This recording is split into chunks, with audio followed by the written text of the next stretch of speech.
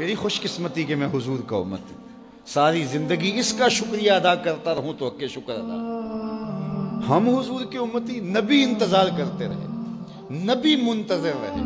حضرت خلیل اللہ اللہ کی بارگاہ میں پکار رہے ہیں، ربنا وابعث فیہم رسولا، مالک رسول بھیج دے۔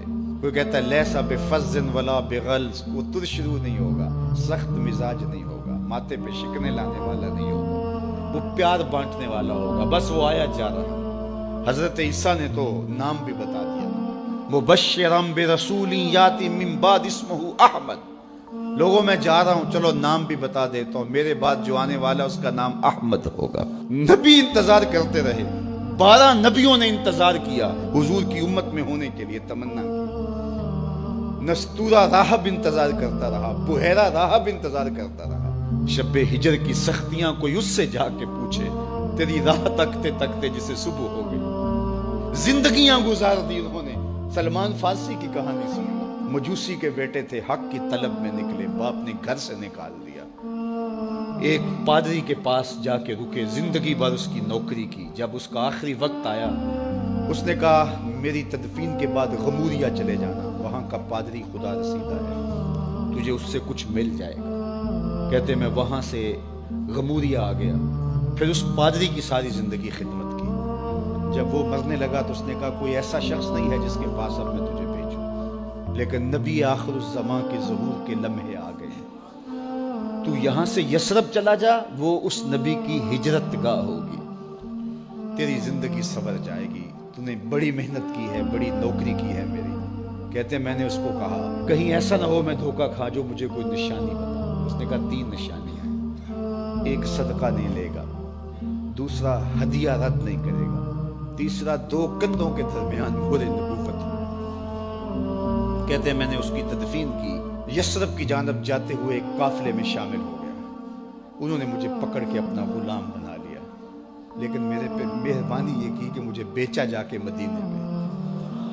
ایک یہودی نے مجھے خرید لیا، میں اس کے باغ میں گوڈی کرتا تھا، کام کرتا تھا، کھجوریں توڑتا تھا، لیکن میں انتظار میں تھا کہ کبھی وہ نبی آخر الزمان آئے تو مجھے دید ہو، کبھی عرش پر، کبھی فرش پر، کبھی ان کے در، کبھی در بدر۔ غم عاشقی تیرا شکریہ میں کہاں کہاں سے گزر گیا۔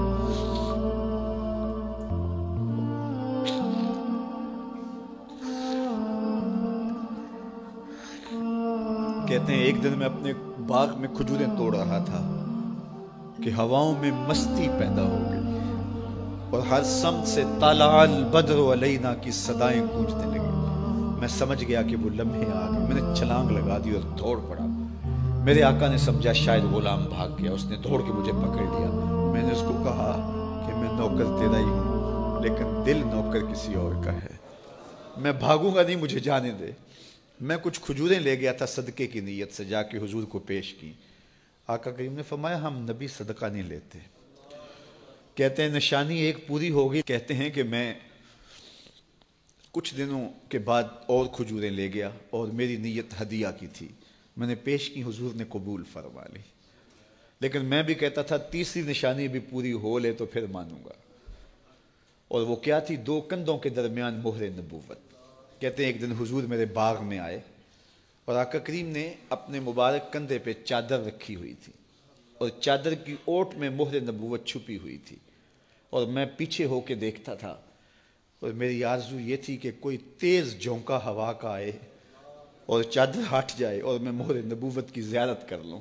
حضور میرے ارادہ قلب سے آگاہ ہوئے، فَأَلْقَى إِلَيَّ رِدَاءَهُ، حضور نے چادر اتار کے میری جانب پھینکی اور پھر ایسے رخ کر کے فرمایا انظر الی ما امرت بہ، اس پادری نے جو بتایا تھا دیکھ لے آ کے۔ تو کہا میں نے دیکھا کہ حضور کے کندھوں کے درمیان۔